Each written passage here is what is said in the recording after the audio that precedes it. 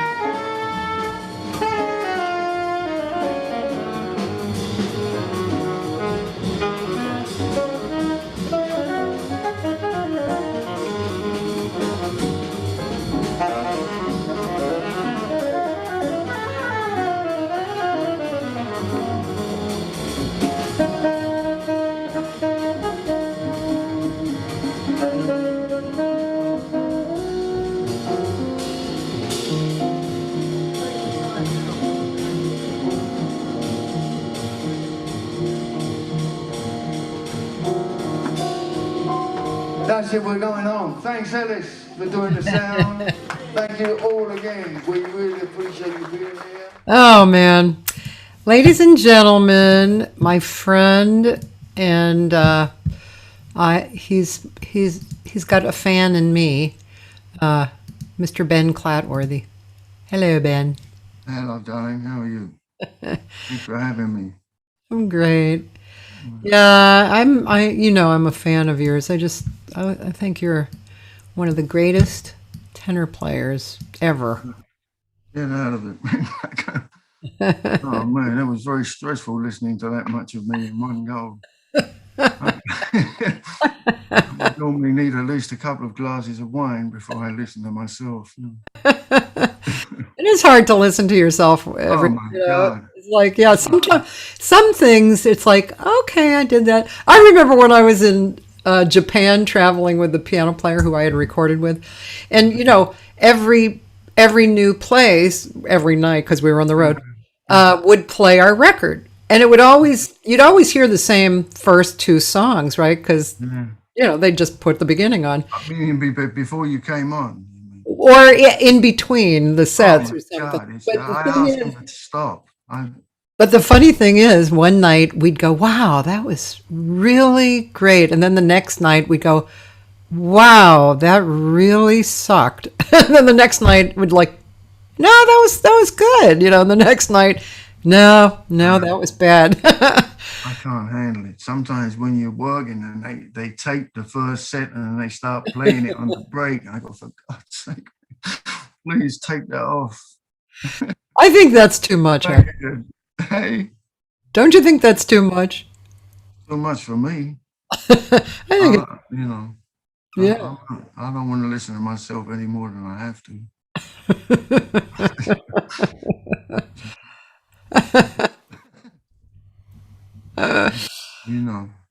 People send me things sometimes where I'm working and they give me a CD of the last time I was there, and yeah, I never listen to it, man. I really don't. I hide under the bed for a week. I think in general, it's best to not listen to yourself a lot. Don't you think? Yeah, I don't know. I think there's people that can enjoy listening to themselves. I don't. I mean, I spend so much time playing the saxophone, and then if I go and make a record, it'd take me a week to listen to. I got to pick things. I dread it, sometimes I'm surprised. I go, oh, that sounds okay. It's not as dreadful as I think it's going to be. Yeah, I do. I agree with you, though. I mean, after I'm in the studio, I generally wait a while to listen because it's too close to it. And it's like when you do a radio broadcast or something.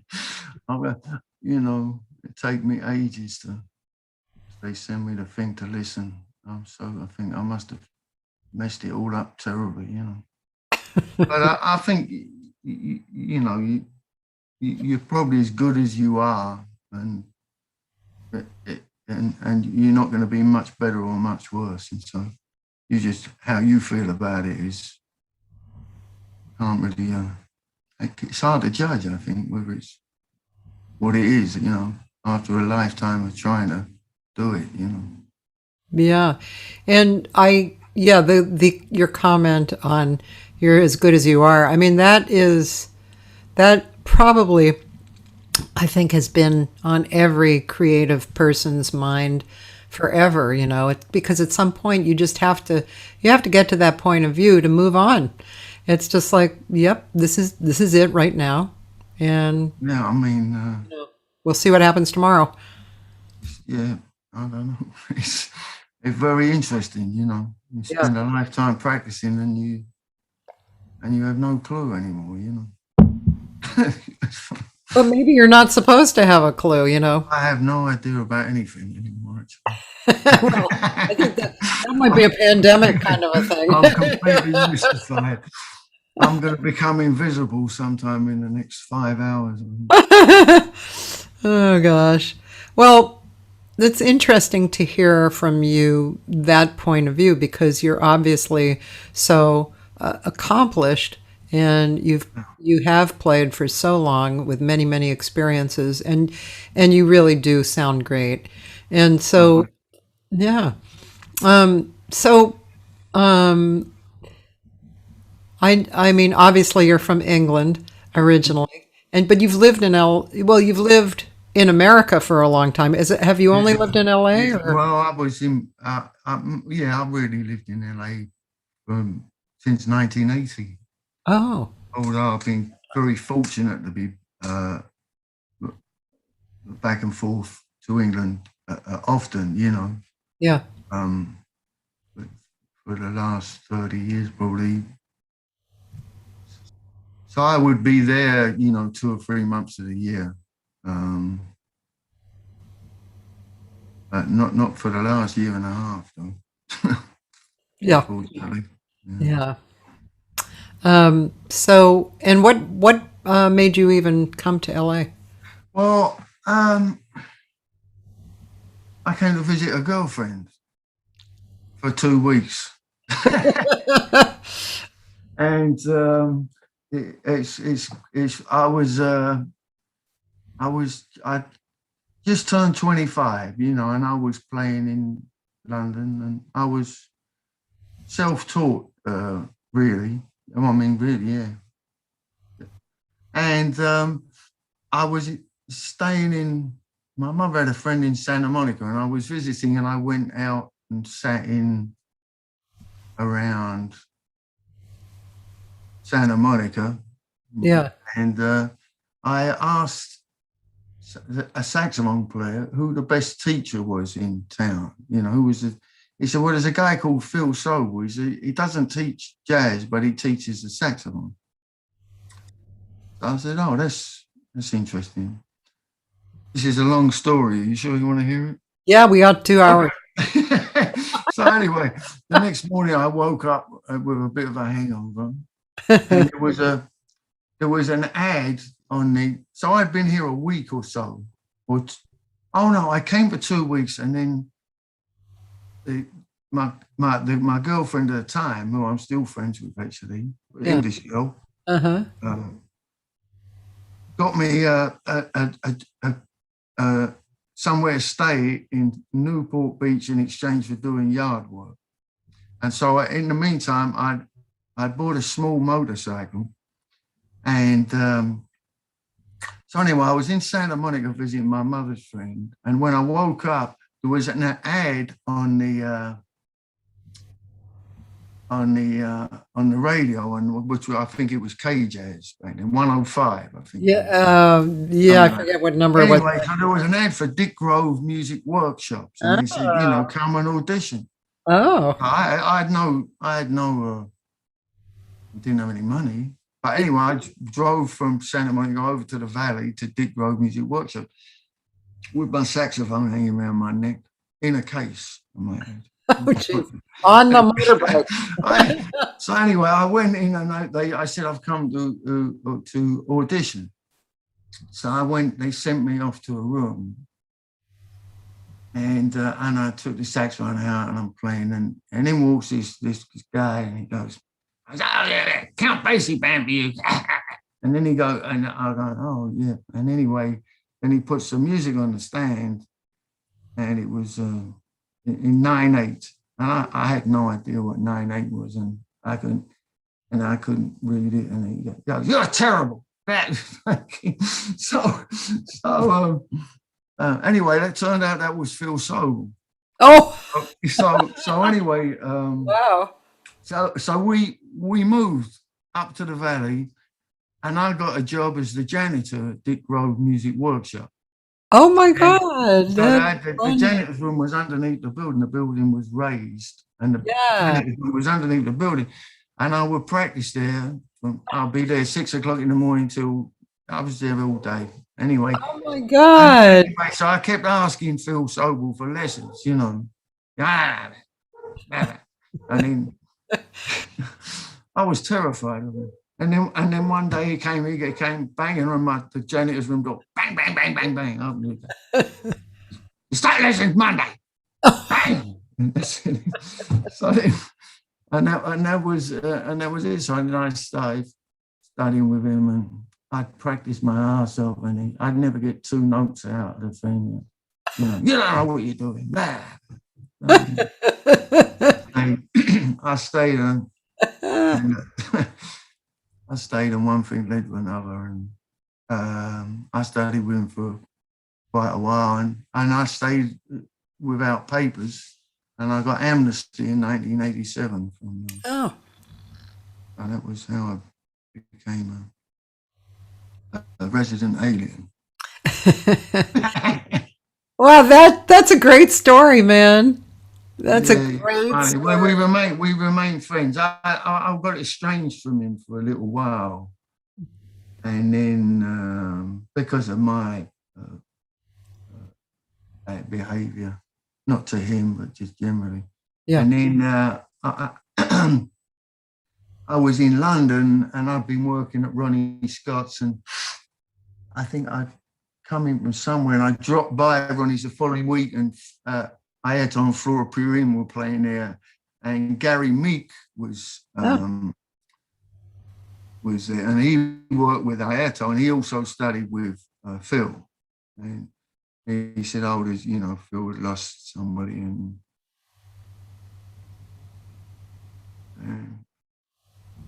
so when I got back to California,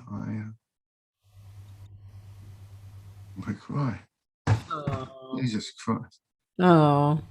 Anyway, I called him, and then we got lunch every week. So till he died, yes. Oh. Yeah, obviously he meant a lot to you. He was. Well, he did, yeah, man. He was very good at me. Yeah. It's great to give honor, in our hearts, and also speaking about the people like that, because it brings up the reality that they existed, and that they. Unfortunately, I'm very sentimental. Did you say unfortunately? You're. I said, yeah. I don't think that's unfortunate. I don't know. I think it's beautiful. Okay, thank you. Maybe that's why you play ballads so good. I don't know. I hope I'm playing good.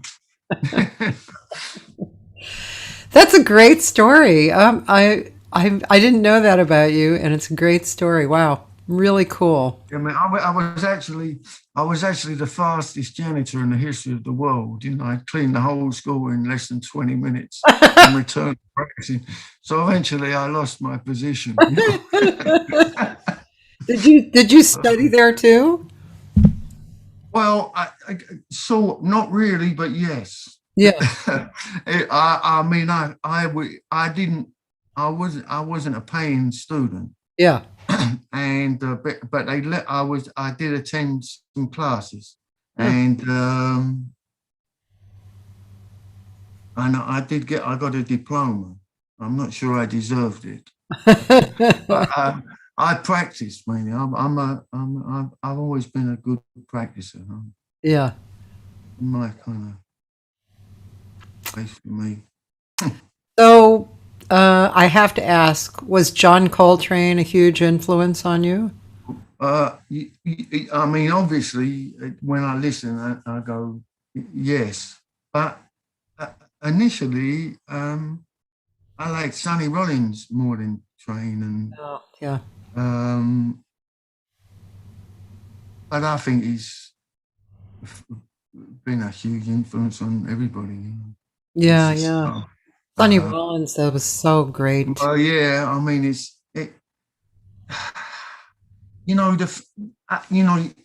you learn from all these people, and then I think at some point I try to make a decision to just figure out things myself, but then I hear myself and I go, oh man, well, but you got so much from these people. Well, you obviously have your own. It's not like, I won't mention any names, but there's another sax player who gets a lot of work over the years here, and he has kind of a Coltrane thing. but I mean, to me, it sounds like he's copying. It doesn't sound Well, original to me, but you sound like your own person. well, I hope so. But I mean, I think that's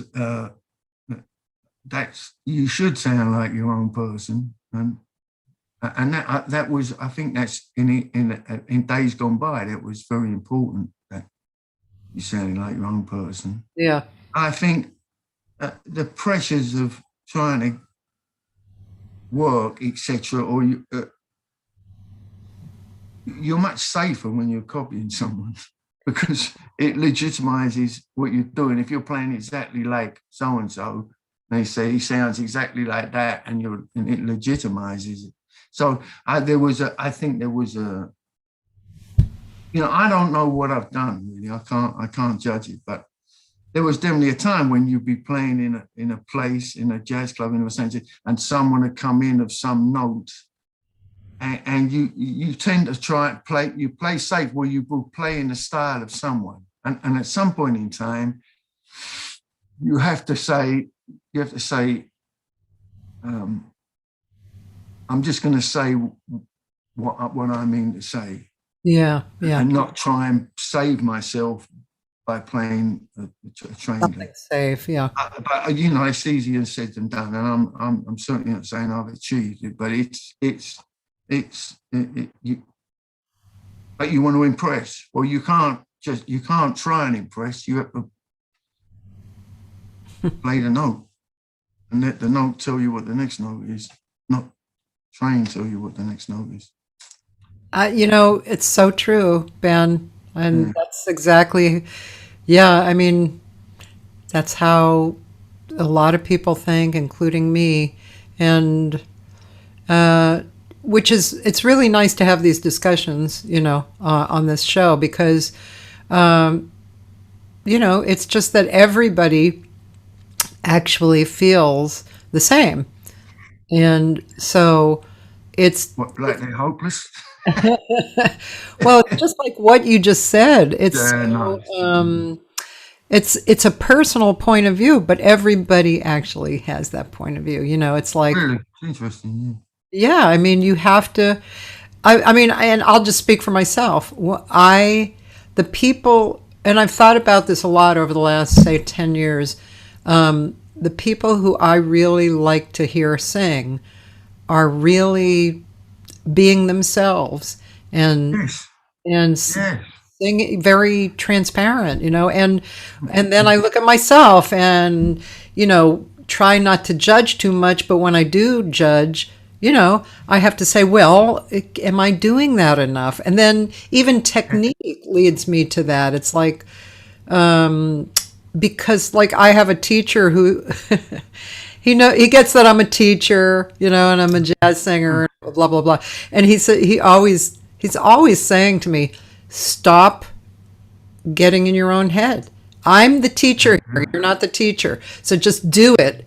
And that action actually brings me to the awareness that I haven't been doing that, which I always thought I was, and maybe I was from time to time, but with more consciousness about it, it's well, I thought, so there's an interesting thing. It's like sometimes you listen to a recording you do. So for me, it's like where's the center of the note? Where's the center? That's where the emotion is.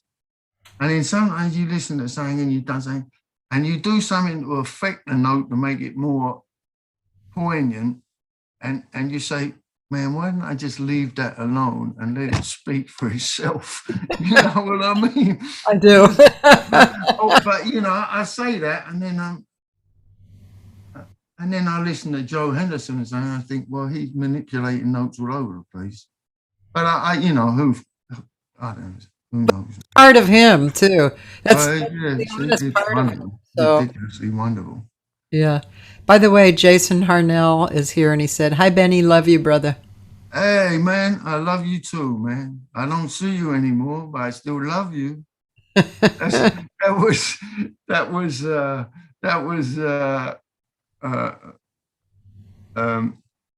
Sal Marquez's story, man, the big millionaire oil tycoon, you know, he has a young chick, you know, and he said, baby, he said, if I lost all my money, would you still love me? He says, she says, honey, I still love you. I'd miss you, but I still love you.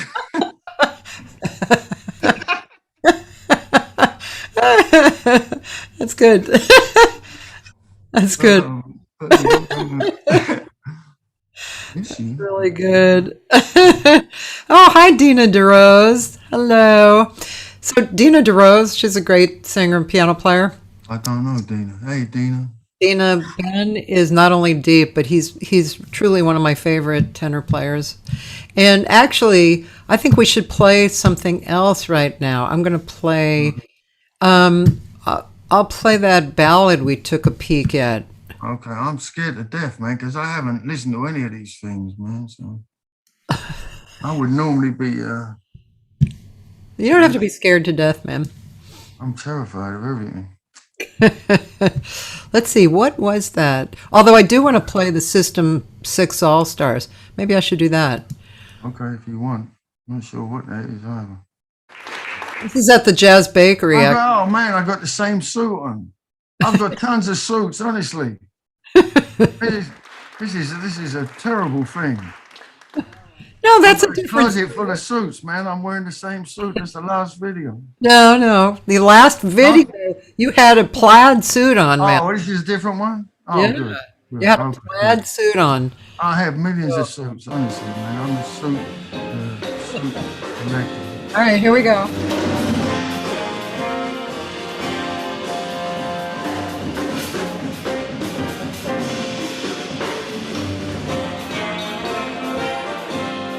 The audio's not so good, is it?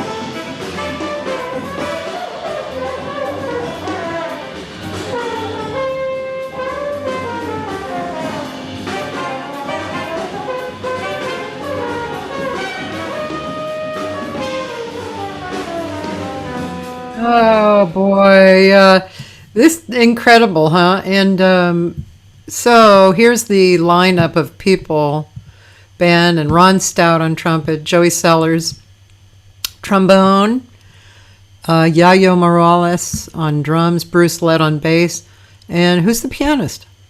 You know, he was subbing, Oh, and I can't think of his name. But oh, it's usually a young man called Brian Velasco. huh. In fact, we just recorded we had a record out last year that was in the jazz charts, and we just made another one a couple of weeks ago. For System 6? A System 6 one, yeah, which will be the Oh, third one with us. And cool. so that's being mixed at the moment. Yeah, yeah, System 6. And you can also find a lot of Ben on Spotify as well as YouTube. But it's so nice to hear you. And we'll play a ballad too, you know, because you don't only play up tempo. Better ballad, probably. I hope. Did you write that song? I did, yeah, that's called Cedar's Mode, Cedar for Cedar Walton. Oh, cool. I was lucky enough to spend a lot of time with a few years ago when he was You are. Yeah. Very good, very You played with. quiet. I played with him a little. I worked with him not many times, but a few. But I used to hang out with him. We played duo in the back room at Stein on Vine. Oh, So stupid. I thought I might have got the gig, but then he went to record an album with Freddie Hubbard in New York, and Ralph Moore was on the record, and that was it. But I was close. oh well. Well, that's, you know, hey man, you know, you're only as good as you are when you are. You know what I mean? Yeah.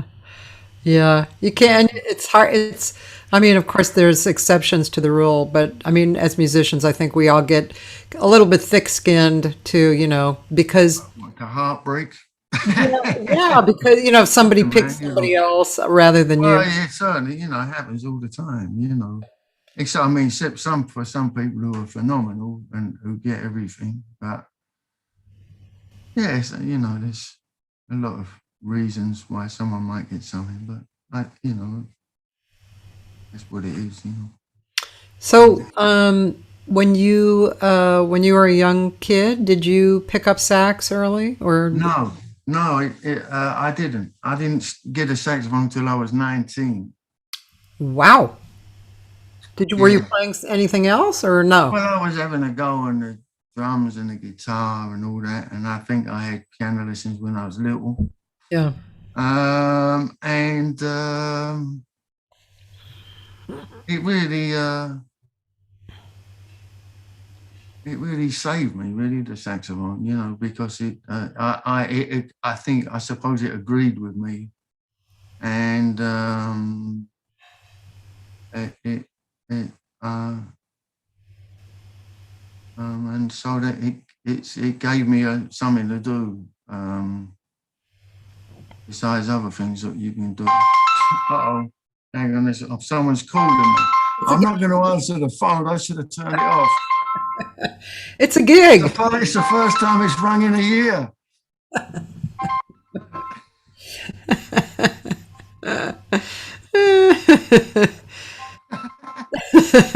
Stop in a minute.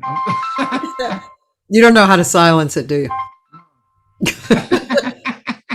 Ben is not a big tech guy. I'm absolutely useless.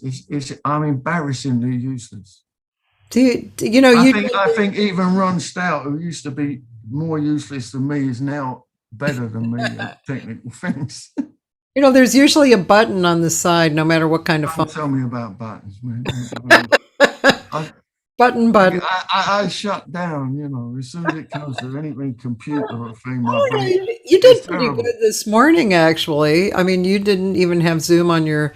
Well, I got lucky, Cathy, you know. Actually, I did do something the other day. I did something on the computer that was surprising.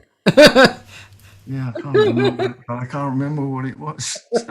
Well, I won't be able to repeat it. Yeah. There's the problem. Me too. Gosh, I can't remember crapola right now. I can't But remember my husband's uh, name, actually. well, eh, eh, listen, what is it they say? They say the memory's the first thing to go, and I can't remember what the second is, or Yeah, something like that. something like that. I can't remember that either. Jesus Christ. What a So, waste. okay, so let's go back to 19. So you picked up the sax. Yeah, I had, I had a guitar, and I went. There was a in the West End of London. There was a store called McCurdy's, and I went in there. I didn't know anything about, and I swapped the guitar for a saxophone. Oh, And I've always been meaning to go back and pose outside the store with the saxophone. I've been meaning to do that for years. Every time I'm walking down Shaftesbury Avenue, I think, oh shit, I've got to do this. So that was, yeah. So, and then, so and that then I started trying to learn the saxophone. yeah. And I spent a lot of time trying to learn the saxophone. And Mhm. I think, I don't know whether it's just me, but I think saxophone turns out as an instrument, it's very hard to learn without someone teaching you because there's so many pitfalls, Yeah, so many things you can do wrong and still make a noise. yeah. And if anyway, so I was playing in groups, and then when I came to when Phil Sobel came banged on the door in Dick Grove's janitor's room, that was the beginning of many years of absolute misery because having to unlearn everything, completely. Oh, really? Was so by Oh man, it wasn't until everything, your then. fingers, your hair, Was everything. he So your first teacher? he was the first person who really taught me, who was teaching me how to play the saxophone, teaching me about air and fingers, Oh boy. which I think is really what the saxophone initially, first of all, air and secondly fingers, which Yeah, is yeah. what it And is. not to mention the embouchure. Well, that's, yeah, but it's, yeah, yeah, you can do an awful lot of wrong things playing the saxophone. Yeah. I mean, I think there's probably saxophone players who are great who do everything wrong, but it didn't work for me. I was doing everything wrong and it wasn't great. So, Did you were you at that time, did you only play tenor or did you have alto and flute or I think I had a tenor and a flute, yeah. and then when I was here, bit by bit, I got a tenor and a flute and a clarinet and an alto and a baritone and all these things. And then one day I had when there was lots of little gigs everywhere. I had 3 jobs in a day, and I came home and I played all these different instruments, probably very badly. But anyway, I came home and I said, "Man, this is not what I want to do. I want to play tenor saxophone." So I bit by bit got rid of it, stopped playing the other instruments and just played tenor. And then I got a little bit of notoriety for a while playing tenor. I think in the 1990 and all that. And I thought, well, I'm going to crack it here. I'm going to become a tenor star. And I was wrong again. Again, I was wrong. I thought for a while your poignant smile tinged with the sadness of a great love for me, but I was wrong Wrong. again. I was wrong. So anyway, I continued playing the tenor, and now, in my madness, I'm playing everything. I'm surrounded by bass clarinet and Oh, soprano, alto, flute, and oh, I'm practicing everything. I have no idea why, but I'm determined. cool. I'd Yeah. like to really hear you on bass clarinet. Well, for someone who starts on saxophone, improvising on the clarinet is a big problem Yeah. because this is a D on the saxophone, and with the octave key, that's the D. On clarinet, that's the G without the octave key, and with the octave key, it's a D. And I can't get past that at all. And my brain will not accept it. Must have left that too late. But on the this bass clarinet on the System 6 records, I'm not improvising on it. You know, I'm writing stuff, and I write for them, the bass clarinet and the alto flute. I don't know. You're playing the alto flute? Yeah, alto flute. Hi, Henry Franklin. I love you. Henry Franklin. Oh no, man, my nemesis. Love Henry Franklin. Yeah, we speak very often. You do? Yeah, we speak almost every day. I speak to Henry Franklin. Okay, now that's very unfortunate for me, you know. Now, I tried to get him on early on the show, and his technology was way low. So yeah. I don't know if he's improved his technology over the last year. Well, I don't know. As a person, I'm not sure he's improved, but I don't know about his technology. I love Henry.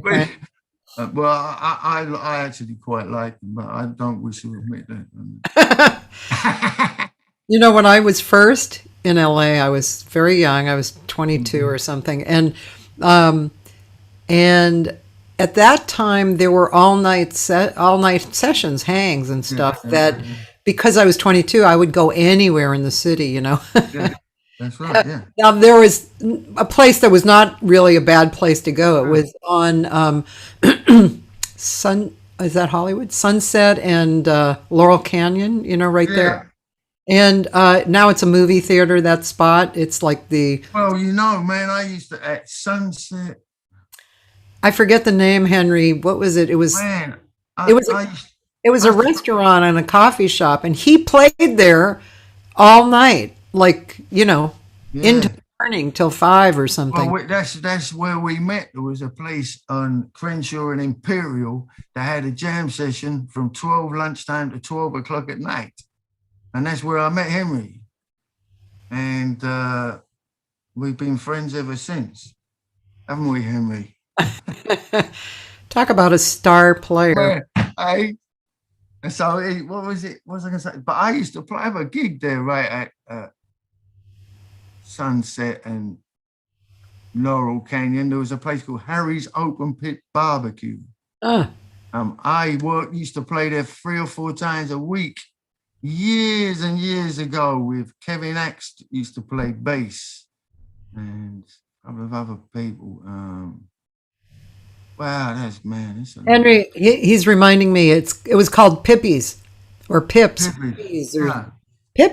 Wasn't it Pips? Anyway, yeah. I just did a record. Henry made a record. I did 3 arrangements for the record, and I played alto flute on one of the tracks actually. Cool. A few weeks ago. Doug Webb said he'd loan me an alto because I actually in college I played flute. So I took a lesson from Laurie Bell, and I've been, you know, kind of practicing the flute. Yeah, a little bit, you know, I mean, you know, unfortunately, it's not I have to practice singing every day, or else I'm. You got to practice flute every day because it's unforgiving, man. Yeah, Laurie calls it the bitchy princess. Oh man, the thing with the flute, you know, you play it the night before and everything. Oh man, I've got it. I figured this thing out, and then in the morning you pick it up and. Oh, Jesus Christ. Oh, man, it's unbelievable. Yeah, it will. I can think of the word I'd like to describe it. But well, like I said, Laurie calls it the bitchy princess. Yeah. No, it's a bitch. She's a bitch. She's like, I'm sorry, the air is not warm enough for me. Is that what she says? Yeah, no, it has to be warm air. Yeah, so anyway, but I've always wanted to play the alto flute, and I never really did, besides just picking it up. But so Doug said he'd loan me, because he has a lot of instruments, and He he said does, he'd loan yeah. me an alto flute. And then Good. that's nice. And then I can practice a little and see if I want to buy one, you know. Well, yeah. I mean, the funny thing, I mean, certainly not an expert doubler, but the alto flute, it's another, you got to find where the air's got to go in it. And it's slightly different, and, you know, to find the center of the sound. So I actually practiced alto flute and flute every day, both of them. Huh. And yeah,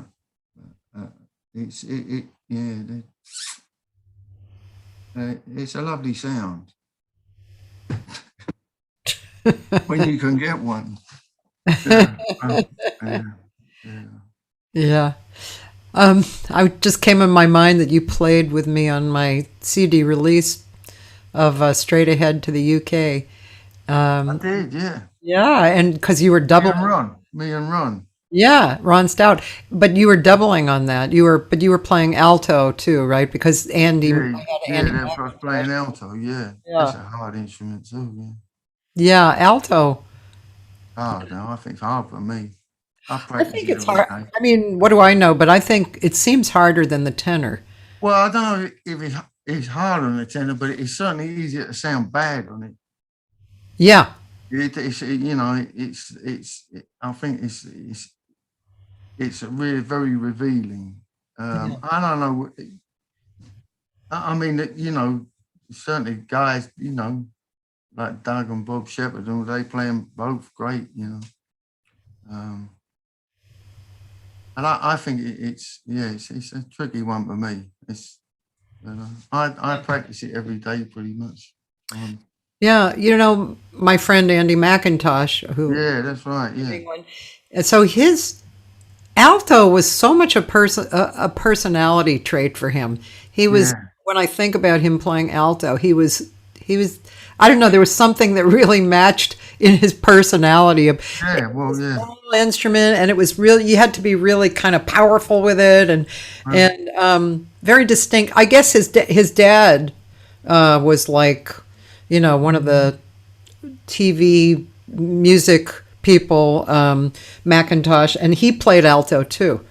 yeah. Alto, I think, has a tendency also to be sharp too, doesn't it? Well, People play it sharp. well, it will go sharp. Yeah. I am an upper register, I think, but I don't know, Cathy. I'm still trying to figure it out. It's kicking my ass every day, you know. So Did I ever tell you my dad was a tenor player? no, you didn't. Yeah. Well, that's He, nice. he doubled, but he was Yeah. basically a tenor player. Well, Maybe, I'm a tenor player, basically. I think. I love tenor. Well, it's a wonderful instrument. Did you at one point really think about your sound, your tone? That's all I ever think about. Yeah. It's I start I play long tones on the tenor every day and overtones from every note on the horn, Oh,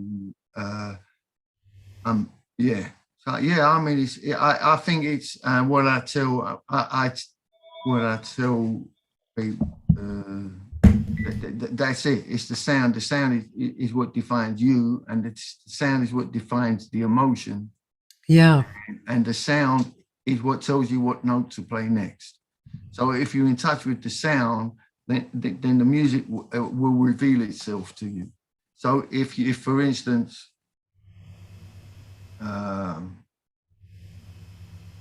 if you're not, I mean, because I don't not practice. I practice every single day of my life. But there was a period of time, like when my mother was ill before she died, and I went to England and we looked after her, and I was not playing as much. I would still practice, but I was not playing as much. And you're not so in touch with the sound, and you go to work, and everything's not quite, very hard to put together an idea, you know. It's the sound is what, and the sound, and so, and for the sound to be there, all the muscles and everything need to be working properly. So it seems, for me, I think that, I mean, I practice, you know, I get up at 5 in the morning and start practicing. I like the early morning up, and I start then and practice on and off all day. But there's people who sound fantastic who don't practice as much. So I don't understand that, man. You know, there's people who don't practice. But for me, it's really a constant trying to be so that I know exactly where everything is. And that gives me some sense of everything being okay. Yeah. Otherwise, I'll be terrified. You know, I'm quite, you know, like if I have to go and do something, which means I can't practice for 3 hours, I get quite distressed. What a way to live, man.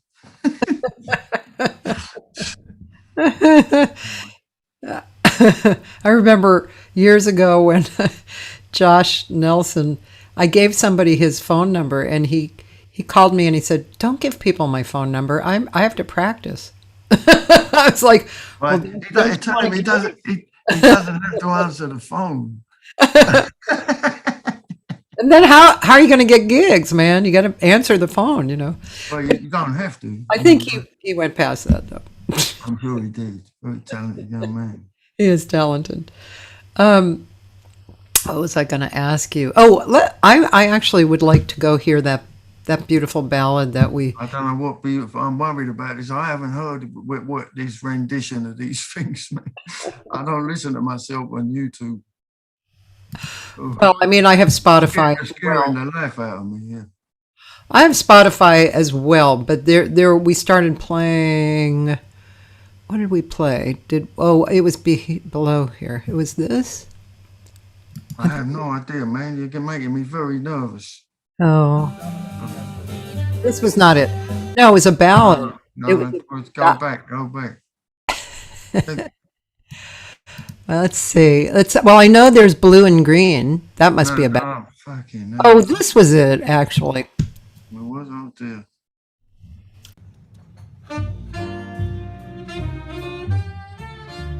No, that's not it. It was a ballad, man. I'm going to have to play Blue and Green, maybe. Well, okay. I don't know. Because I know that's a ballad. I'm getting very nervous here. Different suit. Good.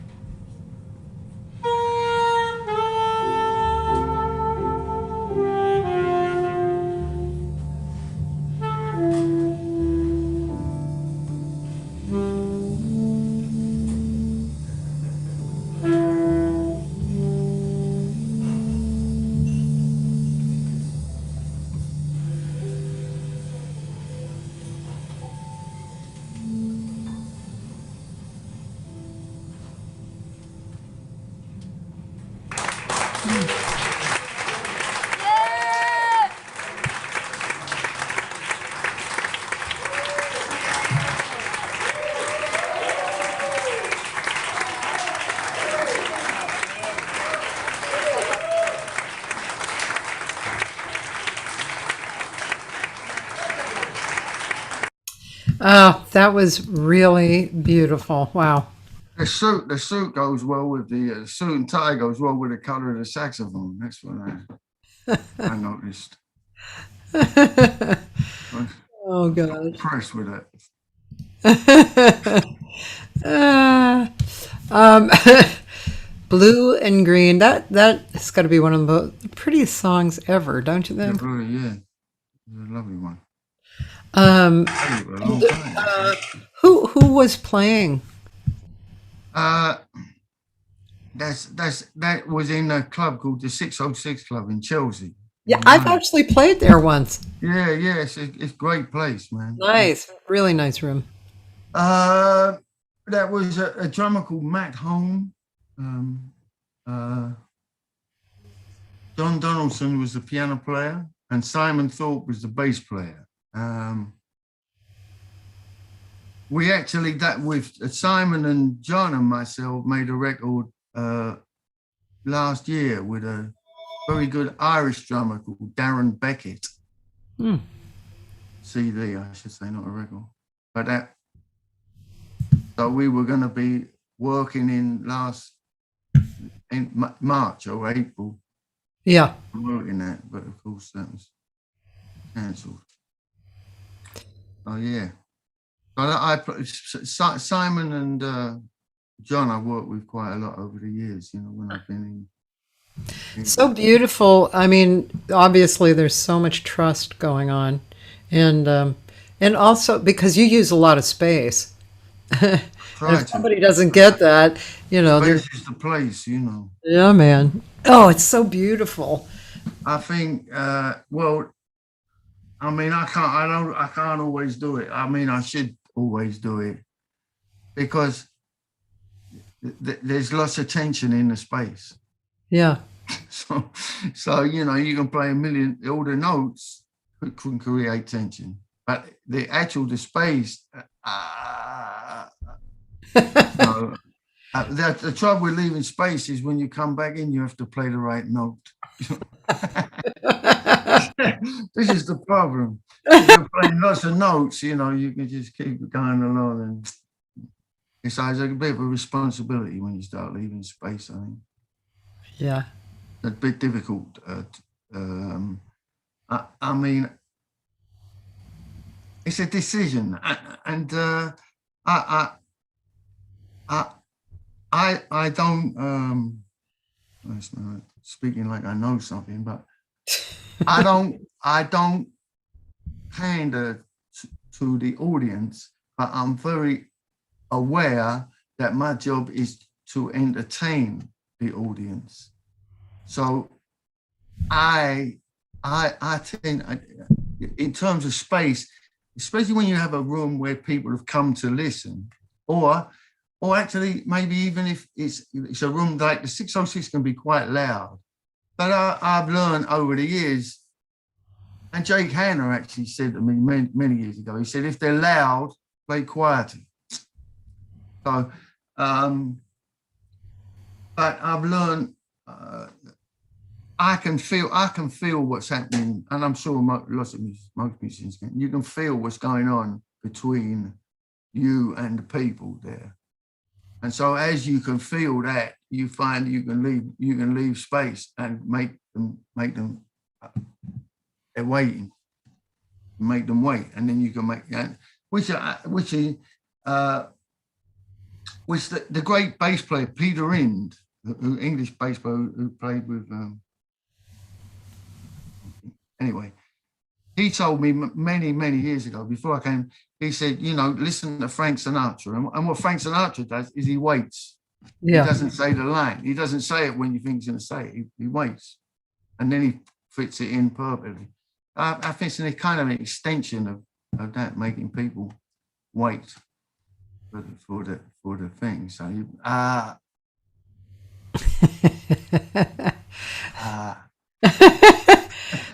I agree. I mean, for singing, it's super. It's a game, really. It's a game. It is. I mean, it's great to hear it in instrumental too, but it is, it's super important for singing, of course, because the lyrics, we can say a sentence a million different ways. Carmen McRae was really incredible at that. Like, I've given a whole bunch of workshops here at my house, with literally hundreds of different clinicians. And usually clinicians will say, don't interrupt the sentence, but they're really speaking about, something else. It's not what we're talking about, because Carmen McRae would leave a space in the middle of a sentence, and you would, just like you were doing, you would like, and then she would continue and do it right there. Yeah. That's your job, man. Yeah. That's your job. When you walk that, that's your job. Your job is to people go, huh? I mean, maybe we can't always do it, but that's when we go into a room, it's our job to take the people, and that's one of the ways we can do that. Yeah. I found, even at Ronnie Scott's club on a Friday or Saturday night, which would be, really can silence people. You can silence people with a ballad. You can, you really can. If you can be in the right spot, Yeah. It can be noisy as anything, and they'll go whoop. That's it. Yeah, I told you so. You feel like that is your purpose, creating a space for people, creating something for people to come into and experience. I think our job as musicians is not to show how fantastic we are. It's to take people on a trip. And if you're not doing that, you might as well. I mean, that's your job. That's your job. That's an actor's job is to take people on a trip. A musician's job is to take them somewhere. It's not there for you to be clever. We have to be able to do all these clever things because that facilitates taking them on a trip. But I'm a firm believer in you should dress well and you should walk on the stand looking immaculate, and they should know you're there to do something. And what your job is to, if you're playing a fast tune, it should feel whoa, whoa, whoa, whoa, or a ballad, it should, make them cry, or whatever, or make them smile. But if you're not doing that, we don't have much point, do we? It's just noise, man. And with that being said, I'm not saying I can always do that. This is my intention. Yeah. Who did you see when you were coming up? And I'll tell you the best one. Yeah. I always used to go to Ronnie Scott's. I would go to Ronnie Scott's before I played the saxophone, but anyway, all the guys knew me at Ronnie Scott, all the doormen, so they let me in. And I went in, and they let me. Dexter Gordon was playing, and I was 21 maybe. I didn't know about Dexter Gordon, and he came on the stand, and the microphone, LTD, long tall Dexter, very tall, and he had the thing. The mic was there, and he walked in, and the mic was there, and he bent down like this to speak into the mic, bent over like, and Dexter was talking,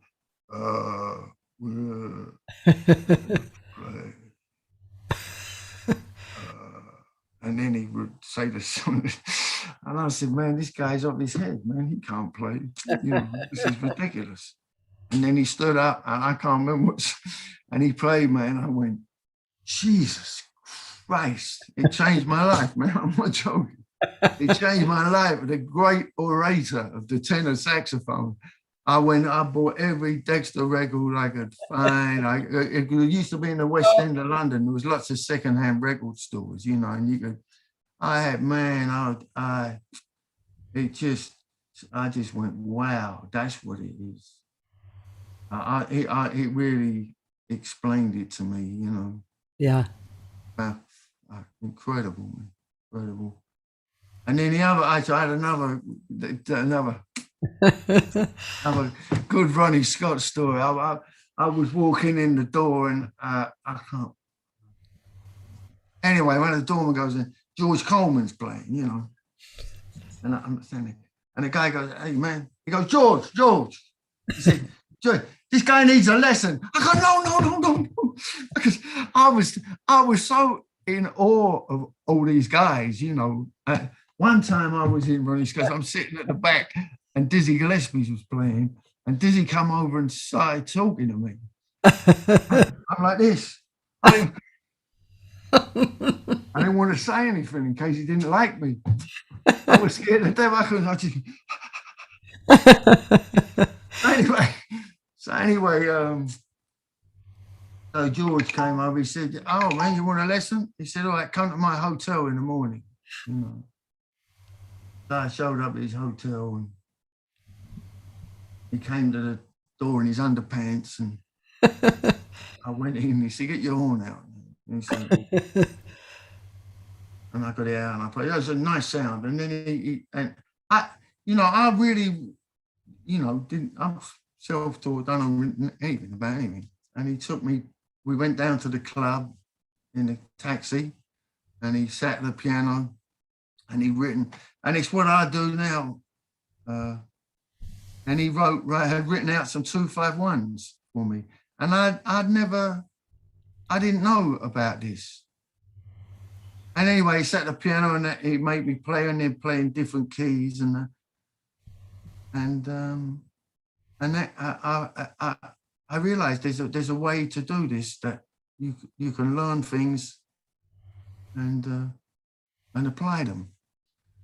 It had never been shown to me in that manner, and I still first thing I show people is the first one he showed me. Someone else. Very interesting. Fantastic, man. It was well, it's I mean, of course, it's you're learning to speak a language, you know. Yeah. So your first thing you got to know is to say, where's the bus stop, or whatever it is. Whatever you got to learn, you got to learn one thing and another, then you can say something. Yeah. It's not, you know, it's a kind of the myth of improvisation, isn't it? Yeah. I mean, if people say improvise, they what do you mean improvise? What's that? What's improvise? Well, improvise in French. How are you going to improvise in French? Well, am I suddenly going to start speaking French? There's a method. That's an interesting point of view. Well, I mean, you know, I mean, say people improvise. What do you mean improvise? What's that? I mean, there's, you know, I don't know. There's I'm not sure what improvising is. You once you have a lot, once you get you have stuff, then you put it together and you can do things. But you have to have stuff, and the stuff is not improvising necessarily. It's having things. The language, the materials to put something together. Yeah, sure. How did I get to that? Well, however you did, it was good. Somebody told me yesterday, I haven't listened yet, but Pharoah Sanders has a new recording out with the London Symphony Orchestra. Oh man, it must be wonderful. Yeah, you can go on Spotify and hear it. I keep bringing it up, and then I get distracted, and I'm like, because I don't want to just put it on in the background. I really want to Yeah. So don't play it while I'm here, because they're going to make me look terrible. Do you like Pharoah Sanders? Hey? Do you like Pharoah Sanders? I do, indeed, yes. It has a beautiful, beautiful, beautiful sound. And there you go, beautiful sound. Yeah, yeah. And still playing. Yeah, he is. In fact, I bumped into someone, I think his sister-in-law, and she said he's practicing all the time, you know, practicing a lot. and I was speaking to my friend Nolan Shaheed the other day, and, you know, we were talking about practicing, you know. He says, and you know, you get older, you actually stop. I think you're practicing more. Although, I mean, when I was 25, I was practicing all day. But now, I mean, you get older, you got less time, so you better practice. You know, want to try and play a couple of different kinds of practicing too, right? I mean, you're aware of different things. And well, I think, I don't know, I think I'm still trying to, I think it all comes back to the same thing, you know, sound and, you know, Phil Sobel, he said the first lesson is the same as the last. And it was true, it's just the same, you know. Yeah. I mean, you know more. Yeah. But it's the same search, I think. Yeah. I'm not sure. I don't know. Larry Kuntz once told me a few years ago, which was really beautiful. In fact, I have it posted up on my wall. I asked him what he practiced. I always ask musicians what they practice and what they think, because it's much better usually than singers. And he said, you know, I'm practicing the same stuff, but I've added in joy. I got a good one for that. When I was younger, I played with angst. I would put angst into it because that's how I feel. Well, I still feel angst. But now, if I'm sensible and I'm thinking, I try and send out love. Literally. Love. I'm playing the note. I'm trying to put love in the note. Yeah. Love. That's literally, that's the thought process. When, I mean, some situation, but you know, if I'm playing with a quartet and I'm traveling, that's what I try and do. I try and put love into the note. And there's a distinct difference when you put love into the note as opposed to angst. Yeah, yeah. There's actually there's a different quality to the note. And then, you know, I can lose my tracks, you know. But as I'm sitting there practicing, and I might not have thought about it for a couple of days, and then if I'm working on a ballad, something different in a ballad, and you go, man, yeah, come back to that. Put love in the note, without love in the note, you know. And I think it does something. I do too. It does something to people in the room. Yeah, yeah. Well, it comes out. Rather than trying to beat them to death with your brilliance, your angst. Yeah, no, I mean, it's a communication that's coming out, and so if people are open and listening, then they are receiving that communication. Well, you know, the funny thing is, you can be playing in a room, in a bar, say, full of people making a lot of noise and not listening to you at all. Yeah. And you walk up to the bar on the break, and people say, "Oh man, that was great." And I think they're sincere, and I think people feel honesty. They might not know what it is, but they know that it's good, even though maybe they're not sick, because it's not a room where people have come to listen. They're there to have a drink and do their thing, but they feel. Yeah. They feel the integrity. Yeah, I agree. You know, somehow, and I guess we all do. Yeah. When you hear something that's got integrity, you know it's got that. And when you hear something that's dive, you kind of probably feel that a little bit too. I agree with you. I can think of many times, both playing and listening, that I have noticed that the band has integrity. You can feel their universe, and it has an impact. Yeah, and you know, also, you know, that people are listening and not just going through the motions. You know, which, you know, people can be very good and not be very helpful at all.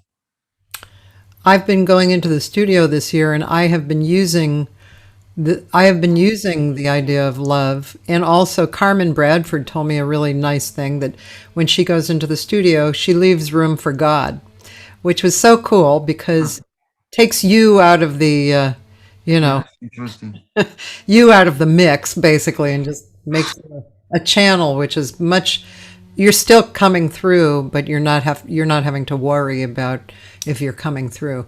And I found that my technique really improves when I feel love for what I'm doing. My technique improves like that, you know. And so in practicing technique, I try and remember to put that in all the time so that I think you're get right. there, you know. Yeah, no, it's interesting. It's interesting. Just the correct thought in your mind makes such a huge difference. You know. Yeah. I mean, I can shut myself down. You know, I can, you know, I can be, you know, make myself almost incompetent. You know, if I'm with my brains in the wrong place. You know. Yeah, absolutely. I can put the kibosh on everything. What is the kibosh? I'm not sure. Kibosh, isn't that a great word? It's a good one, yeah. Put the mockers on everything. That's another English one, mockers. Mockers, that must be an Yeah, English thing. I think it is, yeah. But I hope it's not rude. Who They knows? got I think Kendall K is on. Oh, Oh, was he? Hey, Kendall. He was on my first record. Thanks, Horace. Oh, ah, there's another good story. The place where I met Henry, the bar on Crenshaw and Imperial. yeah. The guy who ran the session was a trumpet player, but he was also a photographer, and he was a friend of Horace Silver's, and he recommended me for Horace's group, you know. And so I sent Horace a tape, and Horace called me 3 days later, and he said, "Oh man, this is great, man. This should be a record." And he said, "Let me call Albert Marks at Discovery Records." Right. And 3 days later, Albert Marks called me and said he wanted to sign me for a record. Cool. So I did the first record was called Thanks Horace. Oh, He got me the record deal. And Kendall was on that, and Cecilia, Oh. Coleman, and Dave Carpenter. wow. That was a long time ago. That was a long time ago, and that was a good Yeah. band.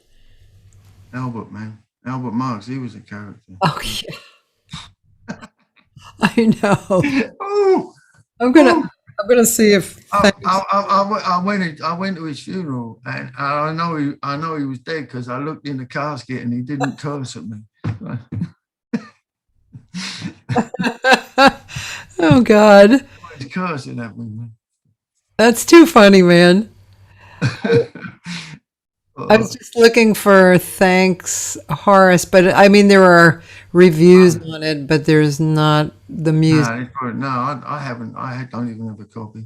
I Oh, don't keep anything. I'm not Well, very good. you can buy it on All Music Can you? or Amazon. Yeah, Really? it's there, and it has 5 stars out of 5 stars. You're joking. No. That's my first record. Actually, Leonard Feather used it for a downbeat blindfold test with what's her name? Akioshi. Tishiko. Toshiko. Toshiko, yeah. Yeah, that's cool. Man, that's a long time ago, man. Shit. Oh. No kidding. Yeah, no. Sometimes that someone simply saying that old thing, you know, and I'm playing. I go, oh man, I think I'm getting worse. You know, I go, oh dear, maybe I was better then. I don't think that's true.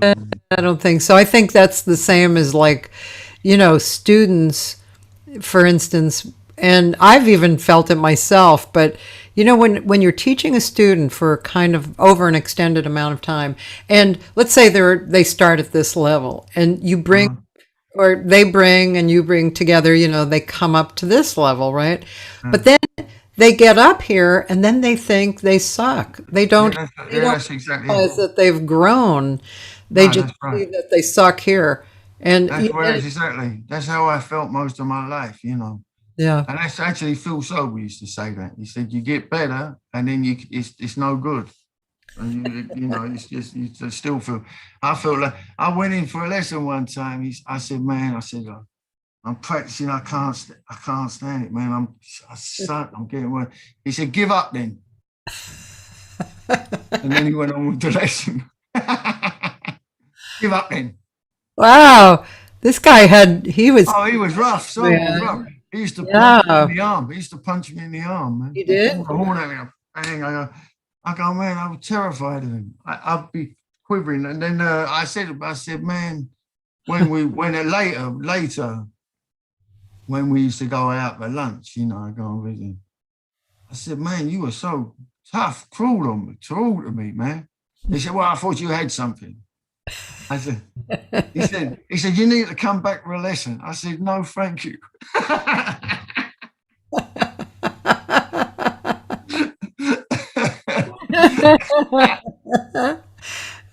Oh, shit. I said, no, thank you.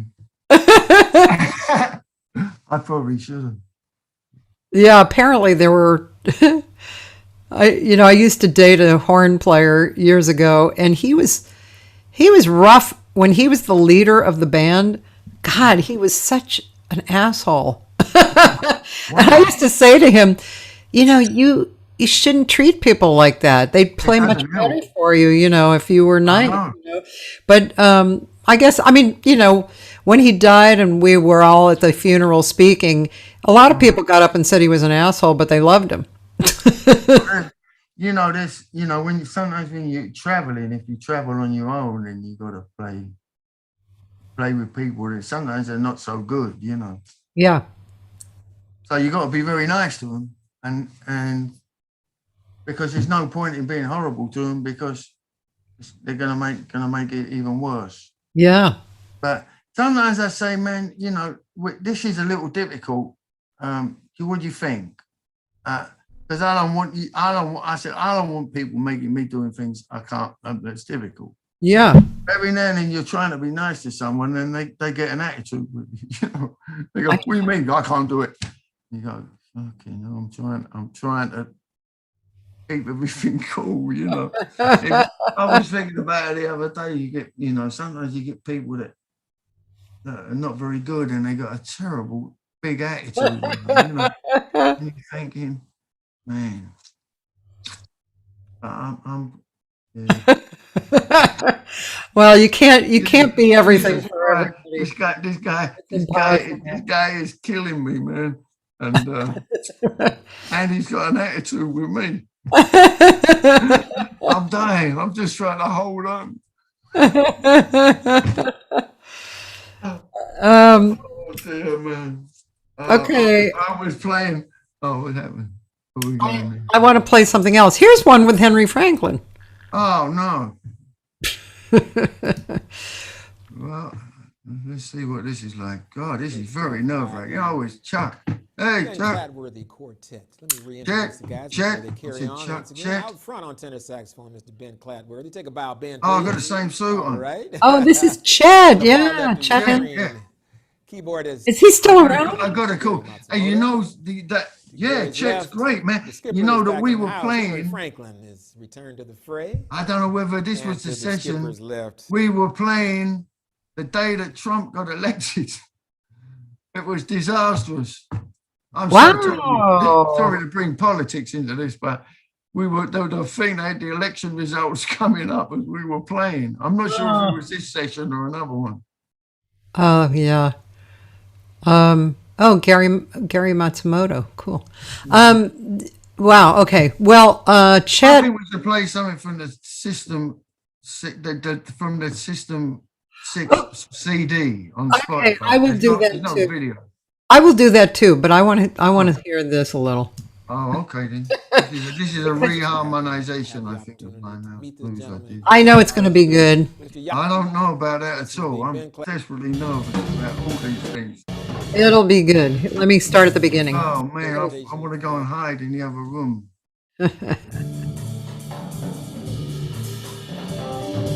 Now that's the same suit, by the way. I know it is. Yeah, I like this suit, man. But honestly, I have a pleasant full of suits, man. I'm gonna go and get them. I'm gonna go and get them and show you. I'm very disturbed by this.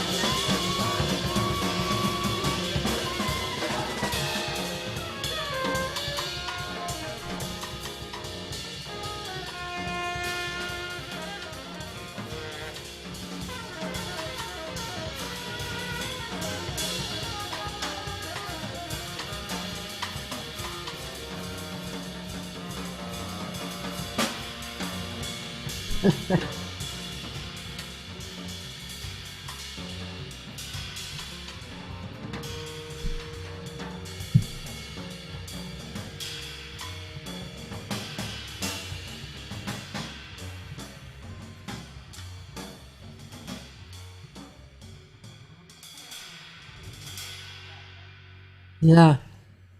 Cool. Wow, that was great. Yeah, I liked that arrangement a lot. Too bad the engineer was kind of messing with the volume. You know, hey, get your hand off the volume there.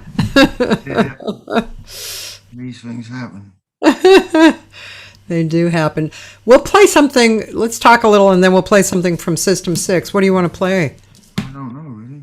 Actually, now I think about it. Well, I can show you actually. Let me show you Spotify and Benn Clatworthy. We have I guess they're all System 6. The three systematic, Benny's Lament, and Benny's Lament. Oh yeah. oh, maybe this is from Benny's Lament. Maybe there's Yeah. So maybe we'll play. Let me see. I have it. Yeah. Did you ever know Terry Briggs? That's a ballad. That's what it was for. Did you know Terry Briggs? He was a singer. He had a club called the Sea Cove in Santa Barbara. He was on the beach and people. Oh yeah. Terry's gone now. That might have been. By the way, that might have been when I met you, or I think I remember you and the Sea Cove somehow connect with me. Yeah, well, it was Terry. He's a great character, man. Great singer, actually. Oh. He's in that kind of Johnny Hartman vein. Uh-huh. Do you like that song? We could play that. Or Benny's Lament. There's lots of flutes in it. Or Benny's Lament? I don't know. Whatever you'd like. I don't know what I'd like, Cathy. I'd like not to listen to myself for another 6 Well, months. we'll listen for a few minutes and then I'll turn it off. You can put Terry Briggs and then maybe a little bit of Benny's Lament. Okay. Before we finish.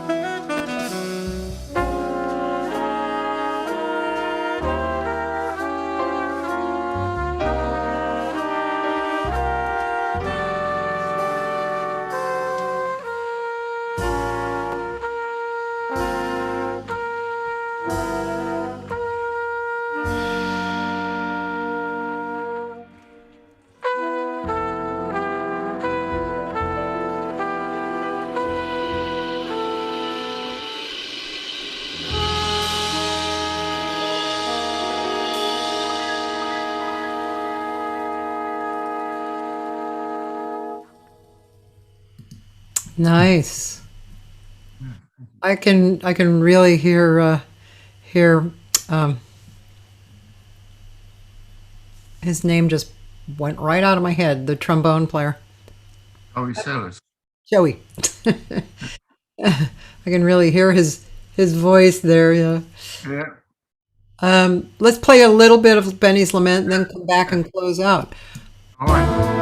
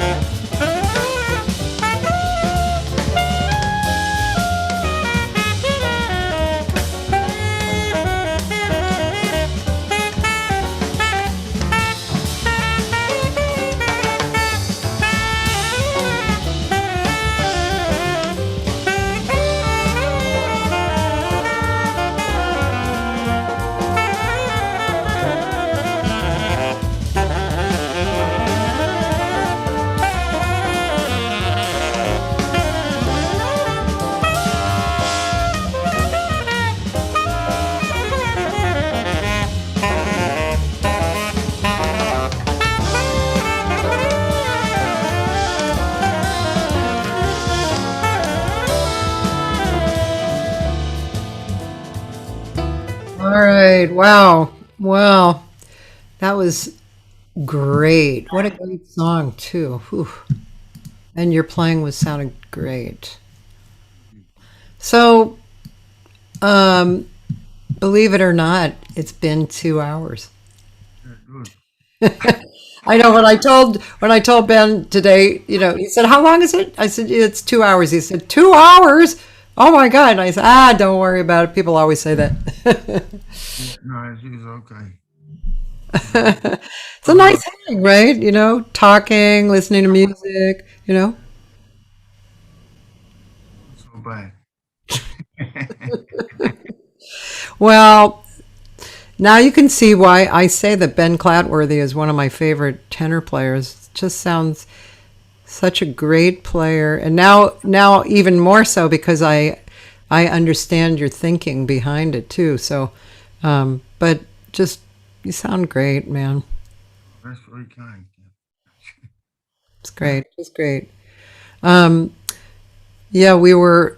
I remember a long time ago we talked about business here and business in England, and you said in England, like you have lines out the door waiting to hear you, and here, LA is such a different experience, even just outside of LA is better, anywhere, but LA, there's, It's not. I don't know.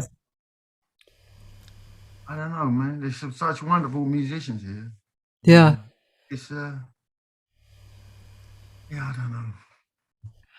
It's kind of like a small town, actually, because it's filled up with people like us. So, I mean, we're either practicing or playing our own gigs or, occasionally go out to hear others. Yeah, yeah, I don't know. Hopefully, there will be some work. I don't know. Nobody knows. We don't know, and I think unfortunately over the years, so much work disappeared. There used to be all kinds of little restaurant gigs and things, which Yeah. I adored, playing in the corner, with a piano and bass, and people not necessarily listening specifically.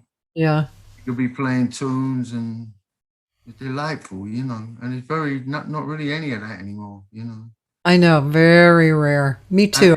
Everybody wants you to bring an audience. Well, you can't bring an audience all the time. It's not feasible. Right. Even the great people, when they come, the great stars of jazz when they come here, they're not allowed to work more than the place. They're not allowed to work anywhere else except the room they're working, because you can't fill up all the rooms. Yeah. In the contract, they Yeah. can't. Yeah. It's a bit of a Bit of a problem. yeah, a little bit of a problem, especially when you're hungry. I remember when one person who booked a lot of things said, "Well, I can't book you. You work too much." Well, that's Like, oh God, come on. well, I mean, that's I unfortunately, maybe I shouldn't even say it. It makes it right for people who are amateurs to take the work, because they have friends and they can bring all their friends, and they can fill out the room, and that's I mean, it used to be we would be. Well, I don't want to sound like I'm jaded, but of course I am. But I mean, it used to be that we would be there to add to the atmosphere. But now they want us to bring the people so we can get paid and so they can get paid. I understand, but difficult little thing there, isn't it? Difficult little Yeah. Well, I'm doing a few gigs in April at this place called the Conference Room. You ought to come and sit in with us. Yeah. And the owner is really a cool guy. I really love him. And there's a lot of things that he does that remind me of the old days. He's really kind and he gets it, And but yeah, it's Well, I don't think having a jazz club was definitely not a money-making business. It's some people that wanted to have, they wanted to be involved in that. I think it's not, you're not going to get rich, no. Well, thank you. I don't even have to ask what you're going to do the rest of the day because I know you're going to practice. I will do a little bit, yeah. Thanks for being on. Thanks for spending 2 hours with me. And I really appreciate it. Thanks for having me, Cathy. I thought you'd never ask. All right. Thanks for all the people, anybody who came to listen to my stuff. Yeah. I think a friend of yours, maybe Daryl Winsman. Winsman, yeah, saxophone player. Yeah, he's here. Oh, yeah. Yeah. Good. Hey, Daryl. I haven't seen him in a long time. He said you sound great. Well, that's nice. Thank you. All right, Cathy. All right, man. Thank you. Thank you so much. And I just want to tell the children listening, the people listening, tomorrow I'm actually having on Flora Purim, which I'm really excited to speak to Flora. And then Thursday through Sunday I repost from my archives. So I have two guitar players on Thursday, John Stahl and Jamie Finley. Friday, the great Cheryl Barnes, great singer, and her husband, who's a great pianist, Phil Cabasso. And Saturday, probably a friend of yours, Ben, Claire Martin. Oh, Claire. Well, I don't know Claire very well, but I do know her a little bit. Yeah, she's a great singer, man. Great singer, and we had a great interview last year. So Oh, really? Oh, fantastic. I'm going to repost that. And then Sunday, wonderful guitar player in LA, Will Brom. So we're going to do that. And yeah, next week, you might be interested. Next week, Tuesday, Dave Liebman. Oh, fucking hell. Yeah. I mean, wow. Well, yeah. And then Wednesday, Mark Copeland. I don't know if you know Mark Copeland. Great pianist. No, I don't know Mark. He's like great pianist. And then Monday, some old friends of mine from Boston who are really, really musical. Piano player and bass player and singers, Mike and Lynn Palter. And they're the kind of people who've been at it for years, real quality, real have a love for the music and what they've been doing. Really good with audiences too, That's a big thing. Yeah. So thank you again. Have a great day. And you. And everybody, bye-bye. See you tomorrow, I hope, with Flora Purim. Bye. Thank you. Bye, Cathy. Shall I turn it off now, shall I? Hey, you know what? I'm going to turn it off. You don't even have to worry about it. Oh, I don't even have to do anything. No. You just wave goodbye and that's it. I'm gone. Bye. Into the ozone.